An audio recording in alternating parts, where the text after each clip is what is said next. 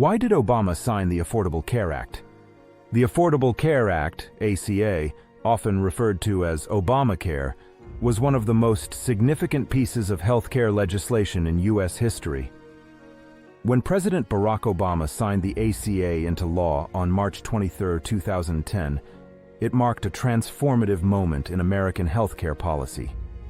But what were the driving factors and motivations behind President Obama's decision to pursue and sign this comprehensive healthcare reform? In this series, we will delve into the key reasons that led to the enactment of the Affordable Care Act. Addressing the healthcare crisis with the Affordable Care Act. Uninsured Americans.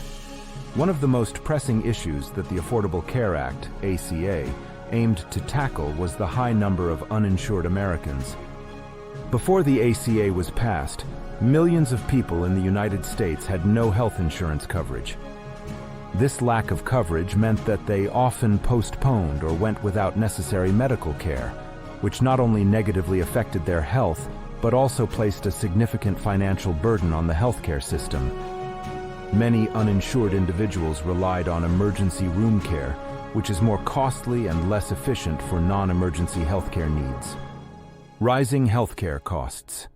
Healthcare costs were rapidly escalating before the ACA came into effect. This increase in costs burdened both American families and the federal government. Health insurance premiums were becoming increasingly unaffordable for many, leading to a situation where some individuals and families had insurance but struggled to afford the out-of-pocket expenses and co-payments. The rising healthcare costs also strained the federal budget, as the government had to allocate more funds for programs like Medicaid and Medicare. Expanding access to healthcare. The ACA sought to expand access to healthcare by addressing the issue of the uninsured. It did so by creating health insurance marketplaces or exchanges where individuals and families could compare and purchase private insurance plans.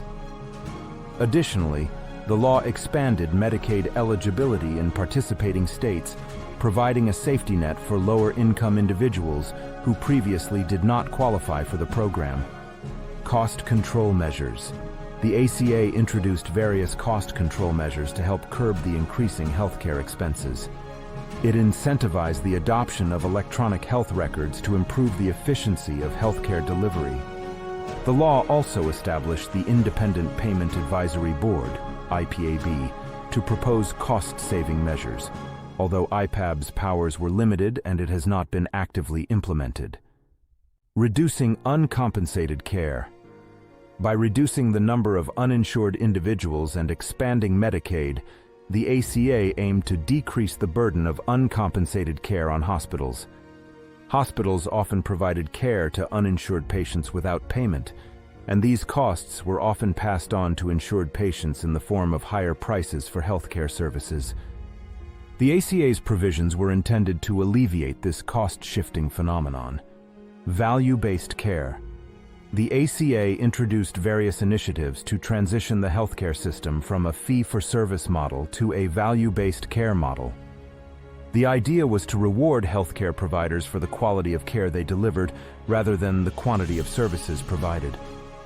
This shift aimed to improve health outcomes, reduce costs, and promote a more patient-centered approach to healthcare. In summary, addressing the healthcare crisis in the United States was a central motivation behind the Affordable Care Act. The law aimed to expand access to health care for the uninsured, control rising healthcare costs, and implement measures to make healthcare more efficient and patient-focused.